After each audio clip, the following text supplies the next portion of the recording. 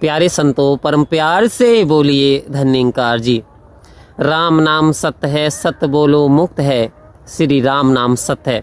आओ संत महात्माओं, अक्सर हम ये बातें उस समय सुनते हैं जब बहुत देर हो गई होती है और फिर जो लाइफलेस शरीर अब संसार से विदा होने जा रहा है, जिसके पीछे ये शब्द बोले जा रहे हैं कि राम नाम सत्य है, सत्य बोलो मुक्त है।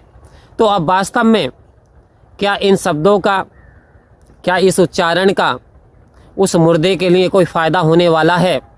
क्या वो मोक्ष को प्राप्त कर सकता है? क्या उसकी मुक्ति संभव है? यानी परमात्मा का गुणगान जब ये पंछी पिंजरे से निकल गया, उसके उपरांत करा जाए उस शरीर के लिए, तो क्या वास्तव में पार उतारा हो सकता है? आज इसी के ऊपर यानी विचार आओ संत महात्माओं करते हैं। कह रहे हैं कि राम नाम सत्य, राम का नाम तो सत्य है, लेकिन ये तो सत्य वर्तमान में भी था जब वो जीव जिंदा था, जब वो शरीर में था। लेकिन उस समय राम की कीमत नहीं जानी और न ही राम को जाना।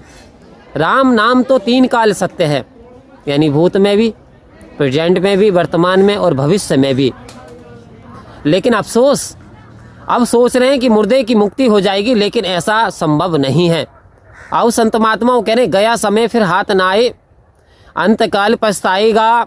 धर्मराज ने यम जो भेजे, नैनो नीर बहाएगा। तेरे संगी साथी काम न तेरे आएंगे, आके तेरे सगे संबंधी भी तुझे बचा नहीं पाएंगे। तो आओ संत महात्माओं कह रहे हैं कि तेरे संगी साथी भी बचा नहीं पाएंगे, और यम जो भेजते हैं तो आंखों से नीर बहते हैं। कब बह जाते हैं संत महात्माओं? जब हमारी कोई प्यारी वस्तु हमसे छीन जाती है, छीन ली जाती है और भूलवश हम उसे अपनी समझ बैठते हैं। जैसे कि एक व्यक्ति सिटी में काम करने के लिए गया और वहाँ नौकरी करने के लिए गया, उसे कमरे की तलाश थी। कमरा उसने 2000 रुपये महीना ले लिया और लेने के उपरांत उसमें रहना शुरू कर दिया। 1 साल हुआ, मकान मालिक ने कहा भाई कमरा खाली कर दो, अब हमें अपने बेटे की शादी करनी है तो वहाँ पे हमारा बेटा शिफ्ट हो जाएगा। ये सुनकर के किराएदार को बड़ा बुरा लगा। अब तो उसकी आदत पड़ चुकी थी, वो निकलना ही नहीं चाहता था। उसने याचिका दायर कर दी कोर्ट में और कहा कि मैं तो इतने समय से रह रहा हूँ, मैं तो किराया दे रहा हूँ और मेरे पास कहाँ जाऊँ। अब केस कर दिया उसने। आओ संत महात्माओं, अंत में सारे डॉक्यूमेंट्स देखे गए, चेक किए गए, अदालत में तारीखें पड़ी और जजमेंट ये आया कि मकान मालिक का ही कमरा था। मकान मालिक आप नहीं हो, आप तो किराएदार हो, आपको तो एक ना एक दिन निकलना पड़ेगा। तो फिर इतनी झंझट क्या, फिर दूसरा कमरा आप देख लें, क्योंकि इस शहर में तो कमरे आपको बहुत मिल जाएंगे। तो आओ संत महात्माओं, ये शरीर भी क्या है, ये किराए का घर है। लेकिन गलतफहमी कब हो जाती है? जब इस शरीर को हम अपना समझ बैठते हैं। क्यों? क्योंकि ये जीवन है, माटी का पुतला बूंद पड़े ढल जाए, भजन करो भाई ये जीवन 2 दिन का। अरे ये जीवन है कागज की पुड़िया, हवा चले उड़ जाए, भजन करो भाई ये जीवन 2 दिन का। आओ संत महात्माओं, जब इस जीवन को हम अपना समझ लेते हैं, शरीर को अपना समझ लेते हैं और ये समझ लेते हैं कि हम तो अमर होकर के आए हैं, तो यही हमारे लिए सबसे बड़ा दुर्भाग्य बन जाता है।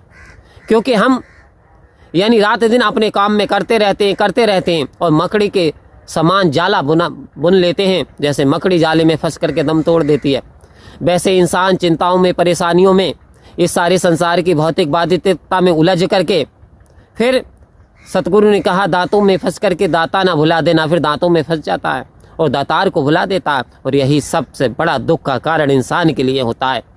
तो आओ संत महात्माओं, सतगुरु ने एक और इस ओर इशारा दिया, जिस कमरे में अंधकार होता है उस कमरे में यदि मोमबत्ती जला दी जाए, यदि दिया जला दिया जाए तो तुरंत उजाला हो जाता है। कहने का तात्पर्य, परमात्मा तो हमारे अंग संग सारे वेद शास्त्र बता रहे हैं बिल्कुल करीब है, हम परमात्मा में हैं, परमात्मा हमारे चहुं ओर, हमारे अंदर है, बाहर है। लेकिन इसकी जानकारी कब होती है, कब अंधकार निकलता है? जब समय का सद्गुरु ब्रह्म ज्ञान की ज्योति प्रकट कर देते हैं और हमें दिखा देते हैं ये परमात्मा और ये आप हो। आओ संत महात्माओं, अब जीव आत्मा को इसके परमात्मा के दर्शन करा दिए तो अब ये झूमना शुरू कर दिया, पायो जी मैंने नाम रतन धन पायो, वस्तु दी अमोलक गुरु ने कर कृपा अपनायो, पायो जी मैंने नाम रतन धन पायो।